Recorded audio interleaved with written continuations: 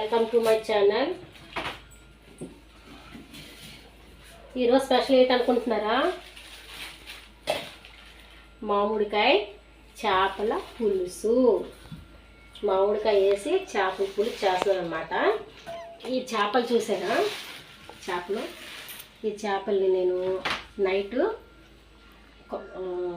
అంటే ఉప్పు ఎక్కువ వేయలేదనమాట.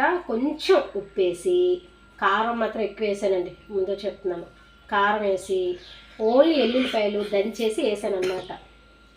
వేసి ఇవన్నీ కలిపేసి నైట్ ఉంచేసాను. ఇప్పుడు ఇవి వండుతాను అన్నమాట. మార్నింగ్ ఈ ప్రాసెస్ అంతా మార్నింగ్. ఒక్కసారి నేను చెప్పే విధానంలోని మీరు చేపల పులుసు ట్రై చేసి చూడండి. ఎన్ని చేపల పులుసులో చూసుంటారు వీడియోలు, వాళ్ళు చెప్పినవి వీళ్ళు చెప్పినవి. ఒక్కసారి నేను చెప్పిన విధంగా కనుక చేసి లేకుంటే వంట రాలేని వాళ్ళకి కూడా మీరు వంట చేసి చూపించవచ్చు. చూడండి ఎంత నీట్గా కనిపిస్తుంది. చూసారా? ఉల్లిపాయలు, టమాటీలు, పచ్చిమిర్చి 3 కలిపేసాను.